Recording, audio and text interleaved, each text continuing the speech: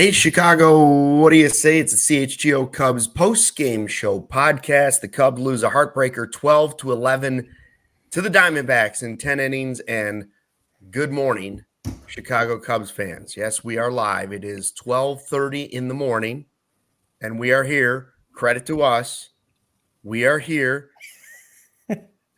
mostly because we're getting paid to be here. That is the only reason I'm here. In podcast form, it is, you didn't miss much if you went to bed. It was a depressing game. It went back and forth, and it ended with just bitter disappointment. So I got two questions for you right out of the gate because I know Cody's mad and he's upset. What everybody's going to be asking today is this. How long is the leash for Kyle Hendricks? How long is the leash for Alzolay as the closer? Is it too soon to discuss those two things? Cody, you wanna get it out? I don't even know what to say. I really don't. I left him speechless. This is kind of like, I guess this is terrible for podcasting, but I don't really know what to say. I'm going to say what I want to say, and then everyone will disagree with me. So whatever. The good news is we're all going to die someday anyway. I don't know. Like, I'll say this, all right? Just to appease to the people who have been telling me I've been wrong all fucking night. All right. You're getting a lot of good performance right now from Ben Brown, Javier Assad, and Jordan Wicks for the most part. And the thing is that we don't know if that will continue all season. Kyle Hendricks is the only one who's proven to be able to do it for years and years. All right. So am I willing to go to test that longer? Yeah, because he's proven it. And we've talked about it. I'm not going to repeat myself. That said, because Kyle Hendricks is the only one who's not getting it done, I understand why you would take him out of the rotation with Jameson Taillon coming back. I get it. I'm not even saying that I'm against it.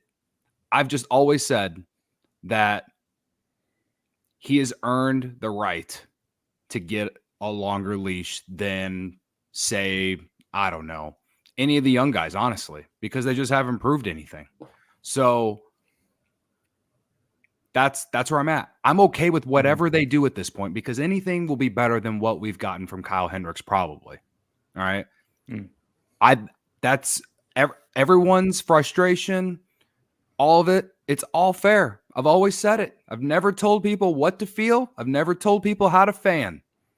However, everyone wants to tell me how to fan. So weird how that happens. Really weird how that fucking happens.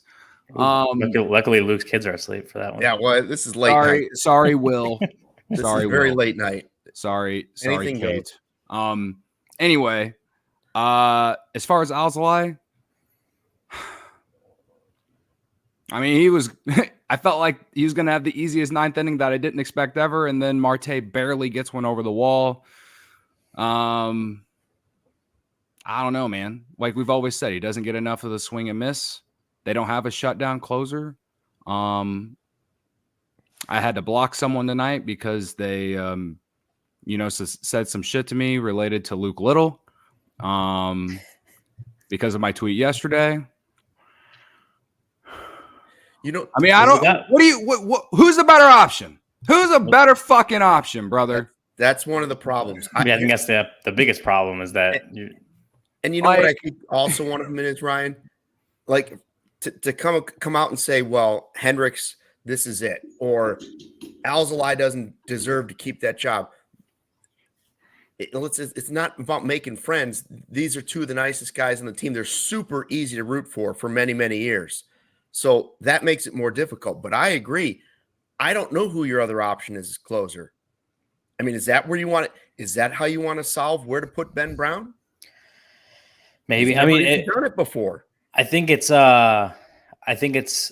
easier or you feel better about it or whatever if Julian Merriweather's not hurt. Yeah. I think the way he performed last year, just what he kind of became for this bullpen was that. I mean, that guy's probably at least at this point, like the direction he's heading is towards your closer, right? Or at least you feel like that's where he's headed. But without him, it's like, yeah, the options are limited. Without him, with Assad and Ben Brown in the rotation right now, with just the way that the depth has taken a hit, like, yeah, there honestly aren't any better options than Alzolay. Also, Gary said that I'm missing Julian Merriweather right now. What a shocker. I'm pretty sure I said like Merriweather's a pretty big hit to the bullpen when, he got hurt. Anyway. So yeah, I don't know if there are any better options right now for this bullpen, at least as far as the closer goes. But as Cody mentioned, like we've talked about it, Brendan obviously has talked about it because it's the pitch doctor, just the lack of swing and miss. And that, especially at the closer, especially in the most high leverage situations, ninth inning, whatever it is, that can lead to obviously what we saw today. I think it was a slider he left, caught too much of the plate, and Marte was able to take it out for a home run. So yeah, there's no real answer right now. That's the thing, is there's no answer for you. I mean, unless you go out and you make a trade now in mid-April, which not I don't know. I don't know if the Cubs are willing to do that right now. For Kyle, yeah, I was on with our friend Jesse Friedman, PHNX DBacks, previewing the series yesterday over on that channel. And he asked about Kyle Hendricks, and I said, like, as far as what they do with him, had he not had the season he had last year, a good season, his best season in like 3-4 years at that point, had he not had that season last year, it probably is an easier decision. But he did. He proved he came back healthy, didn't miss any starts, had a solid season. But now he comes into this year, and like just looking at today, just the command just didn't look there. The execution wasn't really there. Obviously, he's a guy that's not getting a lot of swing and miss, so he does have to rely a lot on executing and commanding his pitches, which we just didn't really see. Jesse Rogers, ESPN, had a tweet. I don't remember exactly what it was, but it was something about giving up 5, or it was about the earned runs like in the first 4 starts of the season. It was something that like looks historically bad as far as results go. So, yeah. And as we talked about with the Padres game, like it's tough to see out of Hendricks, and like knowing his history, obviously knowing his history to start years and sometimes slow starts, like you want to believe that he can turn it around, and that if you give him some time, he still got some of that old professor in there. But the results are what they are right now, and that makes it incredibly hard to number one, just to believe that, but number two, to be willing to extend the leash more, right? So that's what Craig Counsell's being paid to do right now, is to figure out, one, work with obviously like Tommy Hotovy and those guys, if they can get Kyle back on track, and two, like what you have to do with him, or what you have to do with this rotation when Tyone's ready to come back. A couple of super chats. Mo with a $5. Hendricks sadly hurting the team with starts and wasting the pen. Alzolay just can't throw 10 sliders in a row unless you're Carlos Marmol. We had another one from AJ for $5. This is time for the Phantom IL for Hendricks. Alzolay struggled a bit, and we need a strikeout guy long term. Don't want anyone else in the pen closing right now. And then we have one more. Fernando, Cubs are still over 500. Cody, block them all. Fake fans. Pitching staff is hurt. Cubs just need to hold on. It's April. Start May at 500. Go Cubs. I don't disagree with the last part. That's what I've been saying. But games like this are hard to watch. And we're trying to break down individual things because we do an hour after every game. And I can tell you that Cubs Twitter was just plastered with trying to fix these two situations. And listen, like Ryan said, Merriweather's not there, right? Alzolay hasn't been getting it done. Okay, so those were two options going into the season. Neris hasn't pitched the way you would hope Neris was necessarily going to pitch so far. He hasn't been just like shut down, solid block, like guy you can build around. He's been okay, but I don't know if you hand the ball to Neris as your closer, if you're going to feel a whole lot better about things moving forward. And if you want another option, well, we've talked about Luke Little for multiple years, and he just didn't look good. You know, some of what Hendricks did obviously wasn't great. Right. But Luke Little didn't help him at all with that stat line. That's for sure. I don't know what they're going to do. I really don't. The only other person, and someone said it in the chat, and we have so many comments, and so I missed their name. But someone said Mark Leiter. He's been the most consistent outside of Drew Smyly. He's getting swing and miss. Like, he just doesn't have a ton of experience as a closer, though. Like, that's my only thing. But if you want to give it a shot, go ahead. Put Alzolay as your 7th, 8th inning guy. Listen, Leiter's been good at what he's doing, though. I agree. Right? Not a single run. I wouldn't touch him. I'm more intrigued by taking one of the other young pitchers, even if it's Ben Brown for a while. Boy, that's a tough ask, though. Like, somebody that can strike some guys out. So maybe Thompson can be that guy down the road. I think you got to ride with Alzolay for a little while. Maybe Thompson, the way that he's pitched his 2 appearances, but like a month ago, we didn't know if Thompson was even. We thought he was cooked a month ago. You know? Yeah. Like, and what I mean by that is, like, we had no trust, you know, like it was all about, can he come back and just be decent in the bullpen? Like, can he have a role? Can he make a way? And he's been incredible in his 2 appearances, you know, like, I think it's clear that they need to make a move for a bullpen guy before the deadline or whatever. At the same time, though, like, no team's going to be trading their top reliever in April. No team. No. I don't even think the White Sox are going to be trading Kopech right now. Right? Like, listen, I know the White Sox aren't, like, their organization, people inside it aren't exactly the smartest people. However, like, you're not going to get Michael Kopech for a good deal in April. It's more likely to happen, you know, whatever it is, they're more likely to do it in July. So, you know, you got to find a way to get there. And the thing is that Alzolay, again, it looked like he was about to have the easiest 9th inning that I could have imagined. And then, you know, that ball just got over, and it is what it is.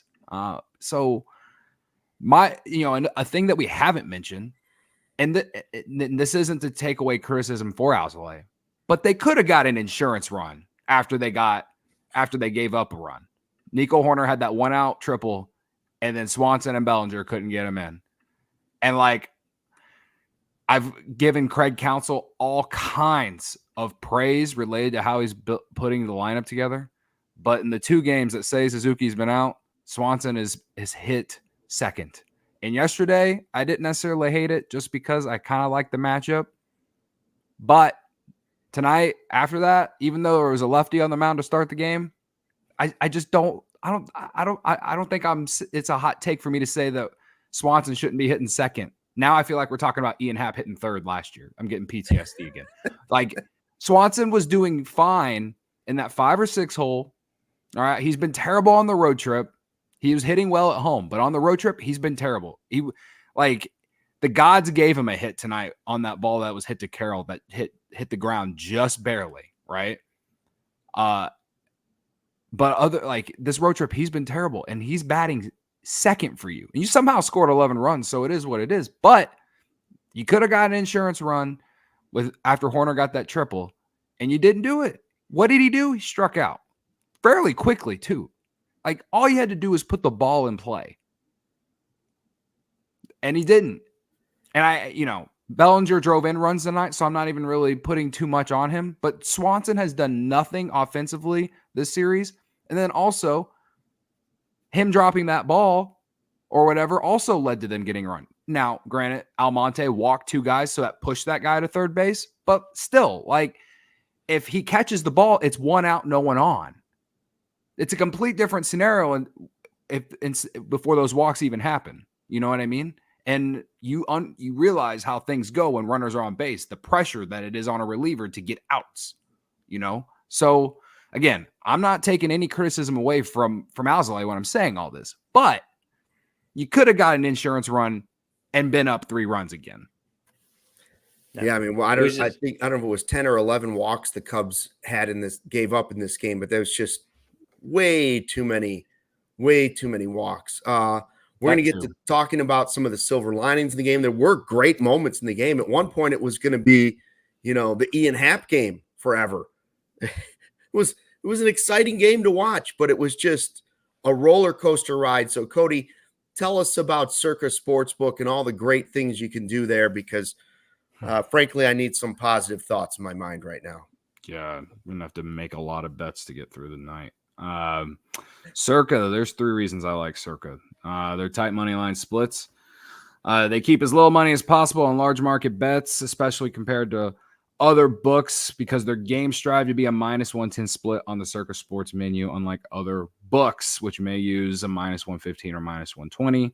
They don't limit players based on their winnings. Every player has the same limits, unlike other books who do limit winning players. They encourage bettors to download other sports betting apps available so they can compare those lines from each book. And then there's customer service is awesome, because you get to just talk to regular people. You don't talk to chat bots like on other books. So the people you're talking to, they're from the main Circa Sportsbook at Circa Resort and Casino in Las Vegas. So download the Circa Sports Illinois app at circasports.com/Illinois-app to sign up today. Also be on the lookout for Circa events, watch parties, and tailgates. If you or someone you may know has a problem with gambling, call 1-800-GAMBLER, text GAMB to 833-234. Visit areyoureallywinning.com. Some beers can say they're brewed for baseball, but only Blue Moon is brewed by baseball. Beer and baseball just go together. No beer goes better than the one that was literally born in a ballpark. Blue Moon was created at Coors Field in Denver. It's the natural choice all season long. Weather in the Chicago area the last couple of days before it started raining, just screaming, give me a Blue Moon with a slice of orange. Nothing beats watching baseball or lounging by the pool with an ice cold Blue Moon. Blue Moon was brewed by baseball to give you a dose of nostalgia and get you excited for a new season. A beer this good only comes around once in a blue moon, but you can enjoy it all season long. Bring the ballpark to you with Blue Moon Belgian-style wheat ale. It's one of a kind every time. Get Blue Moon delivered by visiting get.bluemoonbeer.com/CHGO to see your delivery options. That's get.bluemoonbeer.com/CHGO. Blue Moon, made brighter. Celebrate responsibly. Blue Moon Brewing Company, Golden, Colorado. Here's the by the way, just gonna interject real quick. The tweet I mentioned earlier from Jesse Rogers, ESPN. Kyle Hendricks gave up 7 earned runs tonight versus AZ. Per ESPN stats and info, he's the first pitcher in MLB to allow 5+ earned runs in his first 4 starts of the season since 2019. He's the first Cubs pitcher to do this since earned run became official in 1913. So that's not obviously not a great start. And like we talk about the bullpen, and I mean outside of Leiter, the bullpen didn't look great today. And like Luke Little just didn't look like he had the command on the ball. Obviously, a couple wild pitches that I scored a run. I don't think it scored 2 runs. I know I scored 1 run. I don't remember if it scored the second one. Overall, obviously the pitching didn't look great, but Hendricks giving up the number of runs that he did, especially after the Cubs were able to take the lead. I think that was in the 4th inning. Like it's rough. And again, like I said, like we talked about at the Padres game and here, I think there's still some belief that he can be more productive. But it is as the starts go by and he just, continues to give up runs. It does get harder to want to keep that faith because, as people are saying in the chat, like it is costing you games at this point, and it's only 4 games or only 4 4 starts, right? So it's a lot. There would be a lot of time left in the season for him to turn it around. But you're definitely getting to the point where you're like, does he have the leash to try to turn that around? I'm glad I'm not making that decision. Well, that's the difference though between the closer thing and this. Right now, there are some other options for people that could be starters. And the $5 super chat from Corey says 7 earned runs by Kyle Hendricks, 99% of the reason we lost. And I would say yes, but also, again, Luke Little didn't do him any favors. Like I'd say 5 earned runs or at least on him. The last 2, I mean, Little was, you could almost see it in Craig Counsell's face in the shots they would cut to the dugout with every wild throw by Little. It was like he couldn't believe it was happening, and he was trying to think of the conversations and discussions he was going to have after the game. Like, and then they would cut to Kyle Hendricks, and Kyle Hendricks was just kind of staring blankly out there, like, what's going on? What's happening here? You know, and I'm sure he doesn't blame Luke Little for it, and he shouldn't, but it was tough to watch. That first part of the game was tough to watch. Mo for $5 on a super chat said the real problem is the pen is costing the team wins. If you're ready, just think it could mean getting another guy or selling by summer. The bullpen, as I know Cody has said many times, the bullpen gets better when starters come back and you can put guys like Assad or whoever you want into that bullpen. The bullpen will improve, and then you can add to it again at the trade deadline. That still doesn't solve whatever's going on at closer right now, and it doesn't solve what's going on with Kyle Hendricks, does it? I mean, I thought Matt Clapp, friend of the show, Corey and Brennan have brought him up many times related to tweets that they have used to explain their point. Like, Matt Clapp had made many good points on the domino effect that when your starter doesn't go deep into the game, your bullpen eventually gets taxed. And Ben Brown went 6 last night, but because the game went to extras and the Cubs are, you know, the bullpen pitched 5 innings last night. Like, I'm sure Counsell didn't want to use Smiley after him pitching yesterday. Hell, I'm sure he didn't want to. He probably didn't even want to use Luke Little, but because it was a close game, whenever he came in, he felt confident with him there. And then when they were down 3, that's why they put Palencia in, because they've only used him in low leverage. And I think I saw someone in the chat say something along the lines of like, why did Palencia come back out? And it's just like, because the bullpen is at where it's at right now. And this all just goes back to the fact that the Cubs overall, like, again, it was great that Brown went 6 last night, and hopefully that's a trend that we start to see moving forward from most of the guys. But, you know, it was, none of the starters have been going deep, and it sucks that Brown went 6 yesterday, and then, you know, they had to go to extra innings, which forced them to use more arms than they probably needed to, you know. So it's just, to me, it's just like, get back to the point is Matt Clapp was sending some tweets along those lines saying, you know, it's just a domino effect. You know, they didn't have a lot of guys available tonight. You know, they couldn't have used Thompson again. You know, was definitely unavailable too. Yeah. I am curious what the pitch doctor thinks. I saw Brennan was chiming in here. I said it earlier in the show. Now David's saying give Ben Brown a chance to close games last night, showing, you know, he's got that type of stuff. I think he's got that type of swagger. I mean, putting the guy in the bullpen is one thing. Just saying, hey, try being our closer for a team that's trying to make the playoffs, for a guy that's just trying to get settled in the big leagues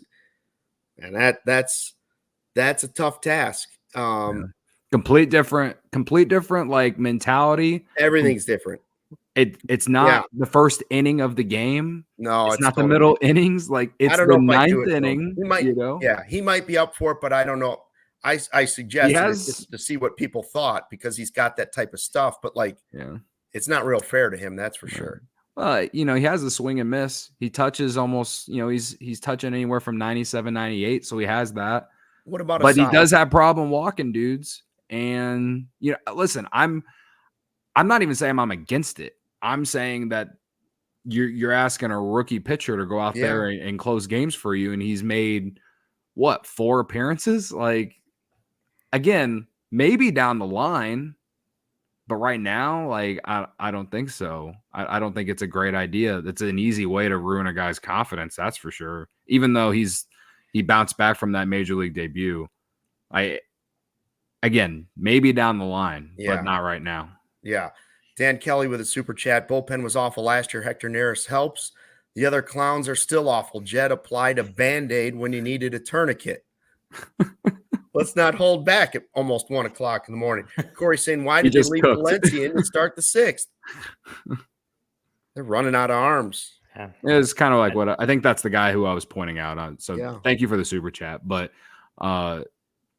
again, like it's one of those things where they were using a certain amount. They were trying to use a certain amount of arms today, and Craig Counsell's looking at things down the road at the same time. Like it's a very, very, very tough situation right now. And that's why Tyone coming back is huge on Thursday. And when Steele finally gets back. And, they need to start getting more length out of Wicks. They need to get more length out of, hopefully they can get some good innings out of Tyone when he comes back.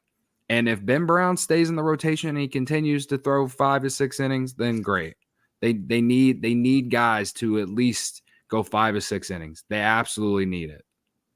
I'm like trying to keep up with the chat. There's a lot of comments, but I did see one from Brendan, and he said the pitch doctor has had 8 Scotch bats tonight. So he may not be helpful in diagnosing the problems that today. That's not the doctor you want to see tonight. Brian Thomas with another super chat. Being over 500 after losing 2 starters and this tough start to the schedule should be a good thing. It's how we've lost and that we could be 13-4. That's right. Not that other teams don't have losses like that too, but that's all right. Let's get to the silver linings, because obviously the loss is a bad one. Blowing the 8-0 lead was another bad one. Fighting back in this was obviously positive.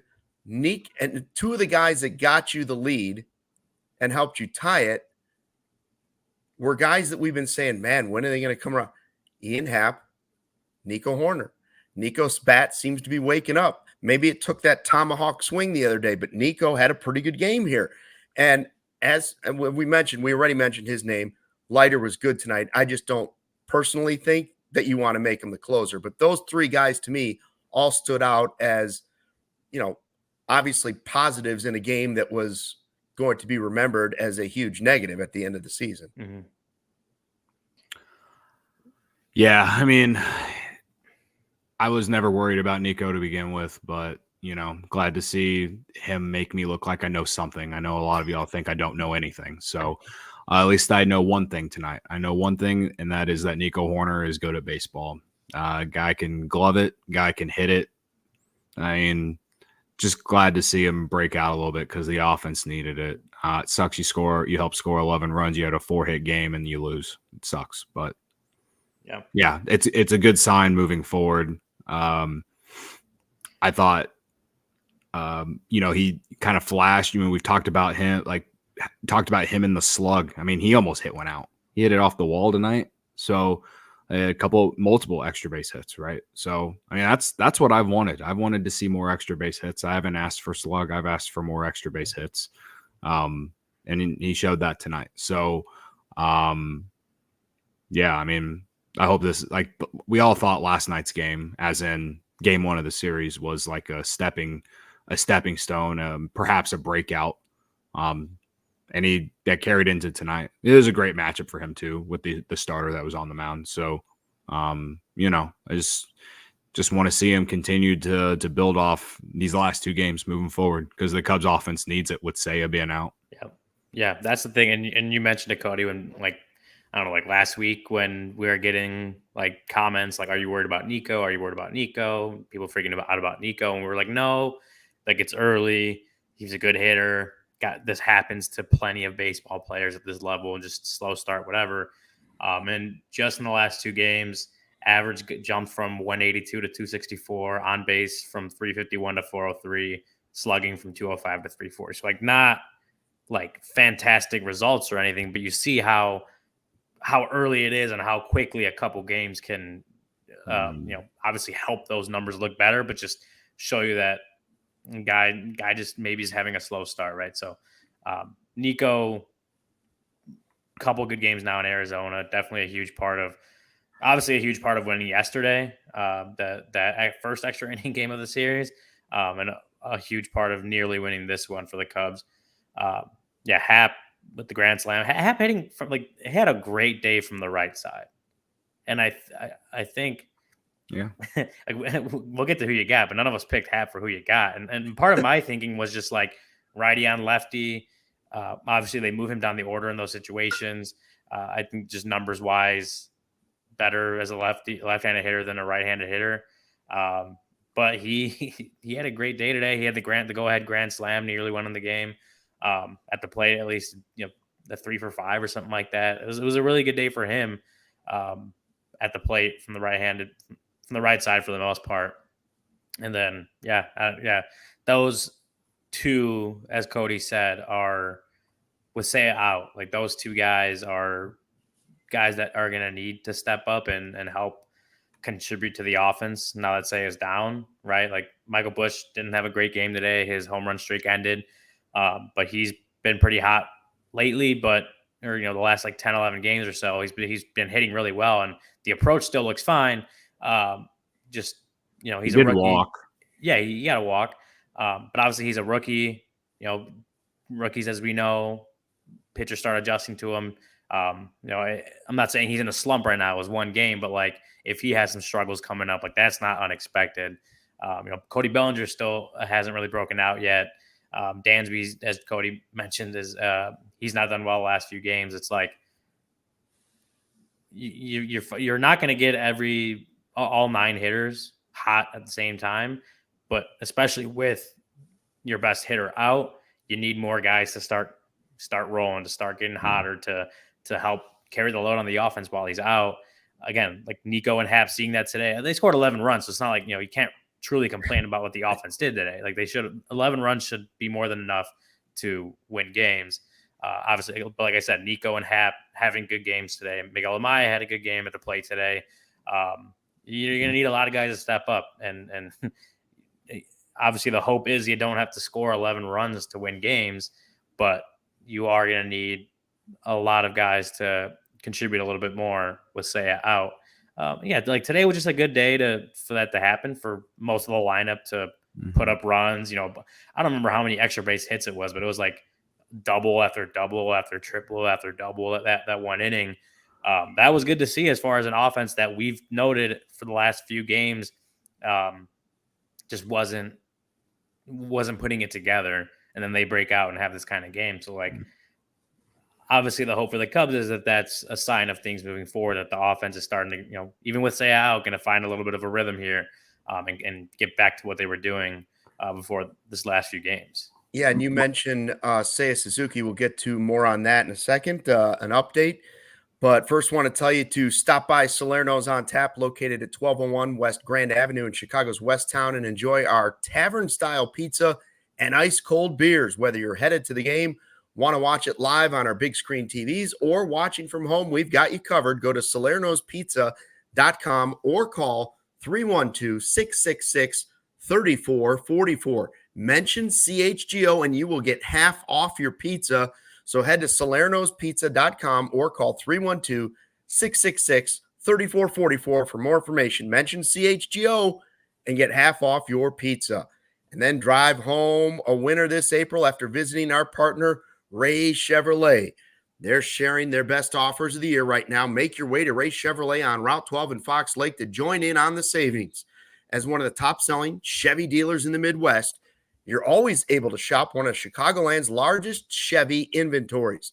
Plus, you can find the perfect tailgate vehicle. For a limited time, they're offering 0% financing for 72 months on a new Silverado, with over 100 of them available. And to top it off, they're pricing over 125 vehicles under $20,000. Seriously, guys, can you find pricing more affordable than that?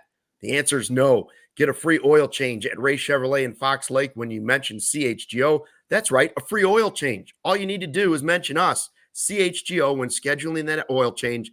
Start off the year right. Schedule it by April 30th. Visit Ray Chevrolet in Fox Lake or raychevrolet.com. They've been serving the community since 1963. Find new roads. The update on Seiya Suzuki that came out from reporters before the game was that doctors said now moderate strain of the oblique, probably about 4 weeks. Not great news. Just, no. I don't know that I was thinking anything more optimistic. I've said I wouldn't be surprised if it's 6 just based on how he dealt with it last year, but it's just like a lot of people have been saying in the chat, I think if you get to May 500, you got to be feeling pretty good about things now. It's a long season. Got to feel okay if you're 500. Doesn't make tonight feel any better, but those are the facts. Cubs lose 12-11 in 10 innings. Do we have any more super chats, Law? Here we go. That's what I thought. Mo, you think if the Cubs are still in it a month or two from now, we could trade for Crochet and Kopech? Anyway, the Sox are willing to take a trade for a bat or two. Dude, they're going to ask for the world, and then like they'll ask for advice on how to chase tail at Wrigley or some shit to go with that. They you know probably what I mean? Like they would. They will. It's not like Kopech. You can probably make a trade for, but like Crochet he has so much control, and he's so cheap. They're not going to trade him. I don't even like. You would have to definitely send Horton, and you'd definitely have to send PCA, and you'd have to like. It'd be an unreal haul. We'd lose the trade immediately based off. I don't know. Just potential, I guess. Frost was good at Iowa. I don't know. I do think they could make a move for Kopech, but I don't think that the Sox are going to trade Crochet. That's my point. So I'm with you a little bit on there, Mo, but I just don't think Crochet is going to be available at all. I'd love to have him. When they drafted him and I watched him pitch in 2020, like got called up 2 months after he was drafted, and saw what he was able to do for them out of the bullpen. I thought that they had a guy, and now that they've transformed him into a starter, he's been pretty good for them. So I would love to have Crochet.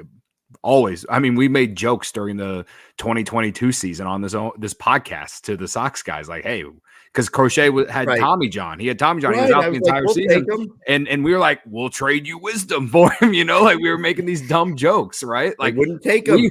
We've always loved Crochet, but I just don't think the Sox are interested in moving Crochet, but maybe Kopech. I don't even want to think about maybe Mervis right now, man. Mervis, I mean, shit. They love DHs there too. Fuck, man. Like we got the good news is when it comes to these quote unquote trades, is that the Cubs have so much prospect capital that they can afford to move whoever they want, really, to get an impact player anytime they want. The only reason that I said earlier that I don't think that they're going to be able to they're going to be able to fix this closer situation is because I just don't think there's a team out there that's like, oh yeah, we're ready to move on from our closer right now, and we think that we can get the best deal that we can right now. You get what I mean by that? Yeah. So that's the only reason I said that. But yeah, at the deadline, before the deadline, the month of July, sure, that's when trade season really heats up. And that's when they know teams will be desperate, I just hope the Cubs are even in it to be able to do that. And I think they will be. And I think that they will figure this out in terms of the closer role. The biggest thing is they got to figure out the rotation with Kyle Hendricks in it or not. Mm-hmm. Again, Craig Counsell. I know I yelled at the beginning, and it is what it is. And I know some of you probably hate me even more than you already do now. But the point is about the entire Hendricks situation for me is that you're going to need arms. Who's to say that Ben Brown is going to be able to pitch? If people want Ben Brown to be in the rotation, has he ever proved that he could throw 150 plus innings at the major league level? No. Has Javier Assad ever done that? No. Has Jordan Wicks ever done that? No. So that's the only reason that I still stand on this predicament of trying to figure out Kyle Hendricks. That's the only reason, because injuries happen and we've seen guys get hurt so much, and I just don't want those guys to get hurt. And I think the best scenario is you get them figured out and then you have these three guys doing what they're doing. That's the best scenario.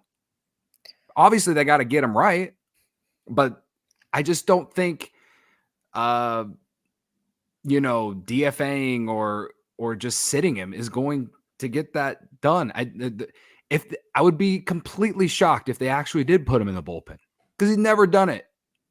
Like I think I've said this before on the show. The one time that I can think of him coming out of the bullpen in his entire Cubs career was in the wild card game against the Rockies in the 2018 playoffs. Because it was, it was the last game of the year. They needed a guy to come in, right? It's the only time I've seen him ever come out of the bullpen off the top of my head. So again, I understand people's frustration and the want, but to me, with how injuries have been going on in baseball and these guys not ever throwing a ton of innings at the major league level, the best case scenario is getting him figured out, as in Kyle Hendricks, and then trying to, as the season moves along, if these guys are still throwing well, great. But I will say this, if you go the other route and Tyone comes back and you phantom IL Hendricks and maybe you send him to Arizona or whatever and try and figure it out that way, okay, I guess. I just don't see how that's going to help you either in the long run. It might help you in the short term, but will it help you in the long run? I don't know. So that's how I feel about it. I'm not telling y'all how to feel. I've never tried to try to get people to feel a certain way about whatever they think. That's just how I feel. So it sucks that we had to sit here and do this again. And for the sake of not having to do it again, if that's the reason that if they do take Hendricks out, then great. I'll be glad I won't have to talk about it again because I'm so tired of talking about it. Well, you might have to talk about it in the bullpen. In a bullpen kind if of thing, they right? do it, I will be shocked. And if it works, then I'll give them all the credit. I really will. I really will. At least in the regular season, he's pitched 250 games, and one of them has been as a reliever in his entire career. So, probably not. It would obviously be a transition for him. I mean, it's not like unheard of that starters as they get older can transition to the bullpen or whatever. Just at this point, I don't see it happening right now. I'm kind of with you on that. So yeah, I don't know what they do with him. And then as far as trades go, people have been saying in the chat, like, trades this early just don't generally happen. Like, I think that's just kind of a general thing. It's like trading this early is obviously a lot less rare than trading in July. So I know I mentioned making a trade earlier. Not that I said I thought it was going to happen, but just because, hey, like if you're wanting to upgrade at the bullpen, like that's probably your only bet is to make a trade. But I don't see it happening anytime soon. And then same thing with Kyle. Like I don't know what they do with him, honestly. Like and it's what I said with Jordan Wicks. I think we were talking about it yesterday in terms of the rotation. Like Jordan Wicks never pitched out of the bullpen throughout the minor leagues, and obviously now in the big leagues, it would be a transition to move to the bullpen and adjust to that schedule and that routine, all that. We're talking about a guy in Kyle Hendricks who's pitched one time out of the bullpen in, was it like 9 seasons now, 10 going on 10 seasons, something like that. Like you're talking that is a lot longer of a guy to get so comfortable in the routine and schedule of a starter to then move into the bullpen. So like if that were to happen, like I don't even know if that would be successful, right? So it just I forgot what I used the phrase for last time I said it, but like if that's the decision, right? Like Craig Counsell's kind of stuck between a rock and a hard place because you don't know what the answer is for it. Yeah. I just think that this game turned up the volume on a lot of things. It turned up the panic button on Cubs Twitter, Cubs fandom, into what they're seeing kind of play out this season. Not that any of it's super shocking with the bullpen having some troubles or Kyle having a slow start or whatever you want to call it. It turned up the volume because of where they're at right now. It turned up the volume just like I said last night. Ben Brown showed he deserves to be in the rotation. He at the very least, he deserves to be at the major league level. Tyone's coming back. After that, Steele's coming back. So what is Counsell going to do? What pieces are will he move around?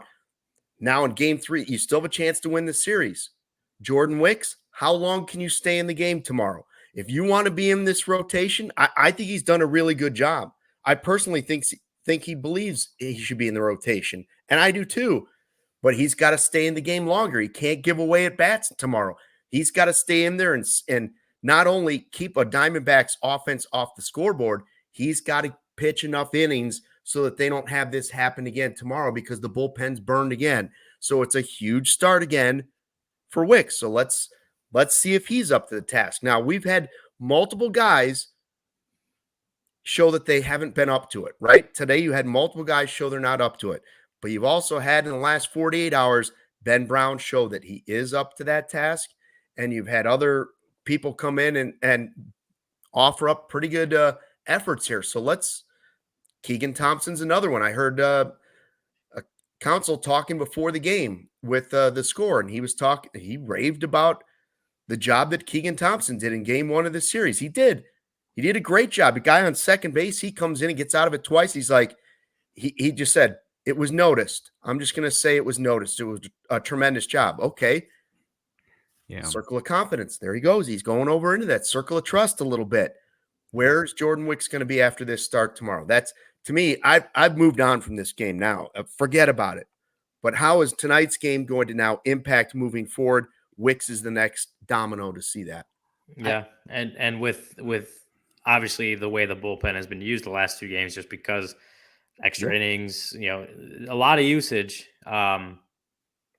Jordan Wicks is going to have to step up and figure out a way to grind out more innings, right? Like I know I think it was the Rangers start where he would have gone a little further if not for an error, or at least one error in that game, right? Like there have been times behind him where he's had to throw more pitches than he otherwise would have because of mistakes in the field.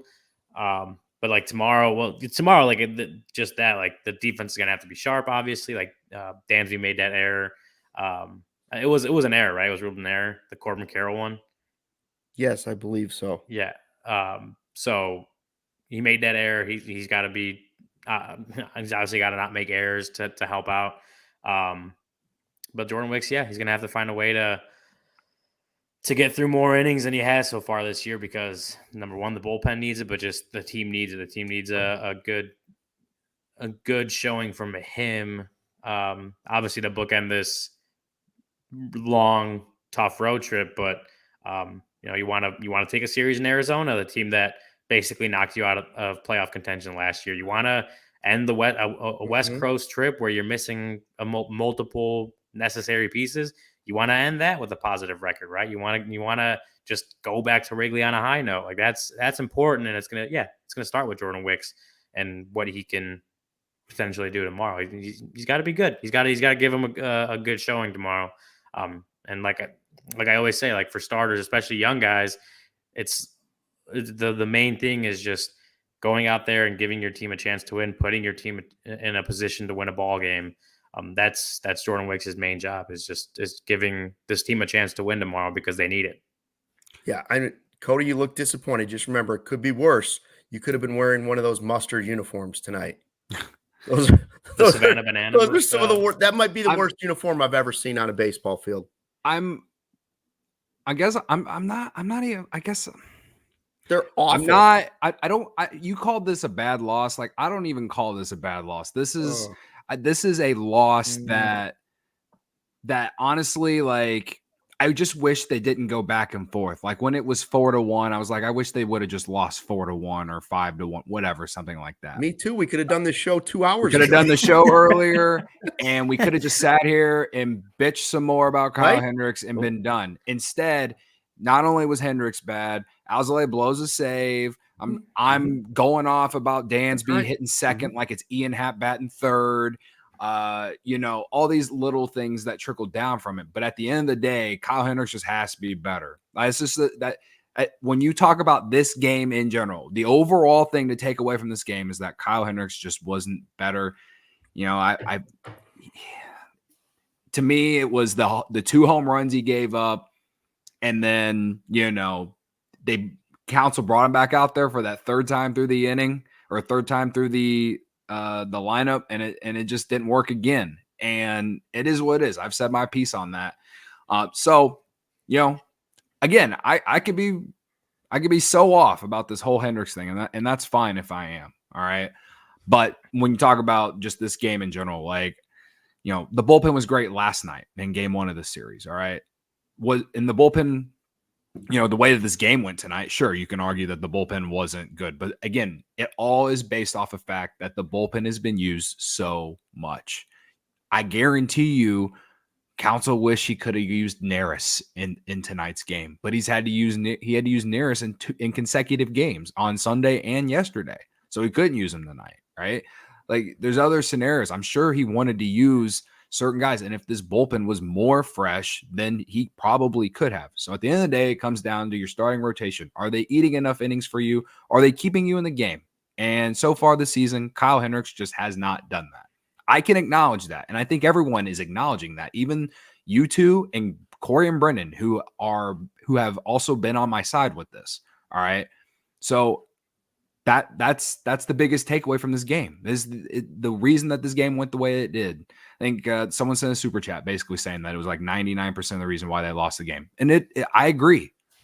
It's just that the Cubs took us on this wild roller coaster ride with coming back multiple times, right. And and then the bullpen not being able to hold it, and the Cubs not being able to get that insurance running. And of course, there were many other factors into it. But when you just really zoom out on it, at the end of the day, it's just the fact that Kyle Hendricks gave up 7 earned runs or whatever it was, and couldn't go deep into the game. And I think it's a lot. I still think it's a lot of what Brennan said the other day. Like, command is not there. That home run to Gurriel and the home run to Jock Peterson, just fastballs middle in to Gurriel and middle top of the zone to Jock Peterson, I believe. Like, he throws 88, man, 88 to 90, not 97. He's not going to get away with that, and that's been his thing his entire career. So that's why I've had some hope that maybe he can get it turned around, because that's been a thing that we've talked about him for his entire career, and he's put together the career he has. So,